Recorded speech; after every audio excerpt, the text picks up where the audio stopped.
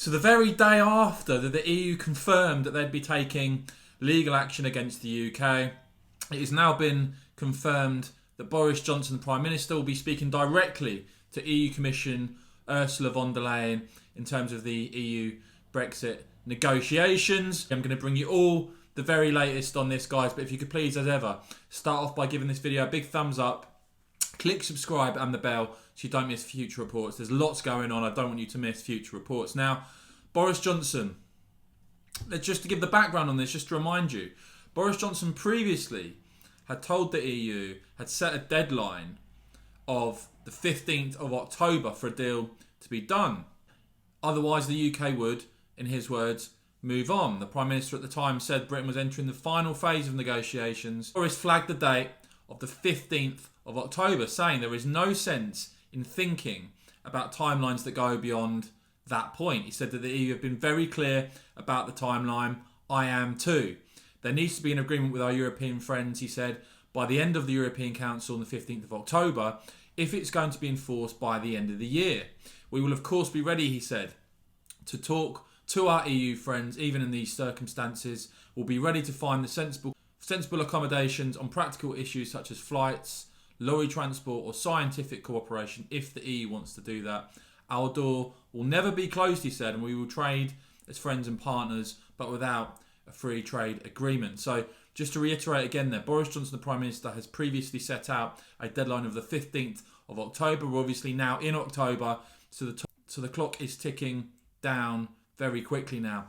Now, the Times reporting that tomorrow Boris Johnson will take direct control of Brexit negotiations with a telephone call to Ursula von der Leyen, the President of the EU Commission. You would have thought, as I said, with that 15th of October deadline now fast approaching, this is really going to be a crunch talk that could define what ends up happening, whether there is a deal or if there is not a deal.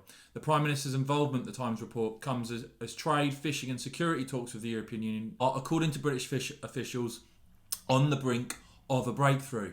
The Prime Minister, a number 10 spokesman quoted as saying, the Prime Minister will be speaking to President von der Leyen tomorrow afternoon to take stock of negotiations and discuss next steps. Boris Johnson's call is expected to be a plea for the EU to move into the final lap of trade talks, known as the Tunnel, after a series of new British concessions over the past week. That sounds somewhat concerning to me. A senior diplomat source said, "This is a good sign. I hope there will be forthcoming signals on the two main outstanding issues, fish and state aid." Michel Barnier, according to EU sources in this story, less convinced that it is time for what he calls a submarine talks to hammer out a legal text, and he sees the tight timetable as working to the EU's advantage. An EU source quoted again in the Times as saying, "Don't be too optimistic. It is not time for the tunnel yet." So Matt quoted as saying, "A deal is within reach but will take more time. It can only be positive if the highest political levels, i.e. Boris Johnson and Ursula von der Leyen, are now talking." An EU diplomatic source also quoted by The Telegraph as saying it is the right time for them to touch base. The EU needs to hear at the highest level that the UK government is serious about a deal. Now, one person who's analysed this, Times Radio's Tom Newton-Dunn, really showing the importance of these talks, saying number 10 announced Boris Johnson will speak to Ursula von der Leyen tomorrow afternoon after 8 months of unsuccessful talks. This will most likely be the moment of truth. The moment of truth. Either one or both climb down and offer a compromise or no deal it is. He went on to say that senior EU diplomats are downbeat about a breakthrough. One I spoke to this week, he said, insists that they cannot give way on basic union principles, and they worry the PM no longer has the political space to compromise if he wanted to after a torrid few months. Let's see a big 48 hours. But there you go, Tom Newton-Dunn describing this as most likely to be the moment of truth. That's what's at stake in terms of these discussions tomorrow. Now, this all comes back to, of course, we know what the EU's demands are. They want to tie the UK's hands. They want to sign the UK up to EU rules in perpetuity through their so-called level playing field on areas like state aid.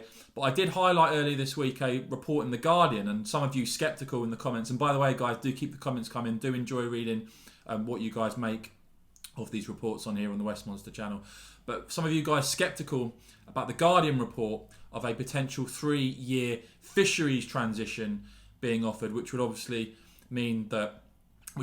go on till 2024, bearing in mind, of course, the country voted to leave in 2016. Now, I understand the scepticism of this story come from The Guardian, but the Telegraph have also reported it now that UK negotiators submitted plans to gradually scale down EU fishermen's share of the catch in British waters from 2021 to 2024 in a bid to soothe fears over the impact of Brexit on European coastal communities. Well, can the British fishing industry really wait that long?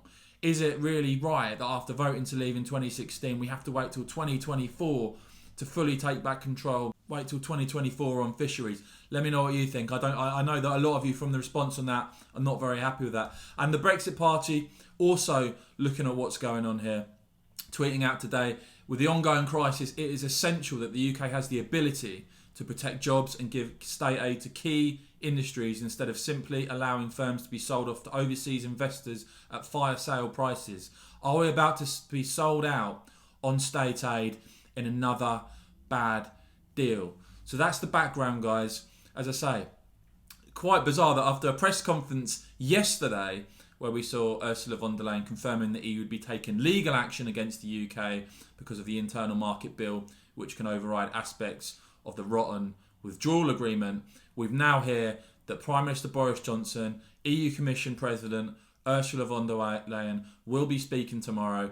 Some saying this is a sign of a breakthrough, others more sceptical. What we do know is, as I said at the start, Boris Johnson did set that deadline of the 15th of October, and obviously the end of the year, the end of the transition period is fast approaching. Will he stick to that deadline if a deal can't be agreed? Will we see the British government last minute throw in concessions on areas like fisheries and state aid that restrict the UK and restrict the Brexit competitive advantage and opportunity moving forward? I really hope not. I've tried to give the British government the benefit of the doubt all the way through, and to be fair, Lord Frost and Boris Johnson throughout this entire process have said the right things, but it's this key moment in the negotiations now, as Boris Johnson prepares to have that conversation with Ursula von der Leyen, that we will see if the British government are willing to bend, if there is going to be a deal, or if we have a clean break, no deal. Let me know what you want the government to do. Let me know what you think Boris Johnson should say to Ursula von der Leyen after the EU decided to take legal action against the UK. Let me know your thoughts in the comments below, guys. And as ever, if you've enjoyed this report and found it informative, remember to click the thumbs up button. That really helps me out. And of course, click subscribe and the bell so you don't miss future reports. I'll be bringing you all the very latest on the West Monster channel. And guys, as ever, thank you very much for watching.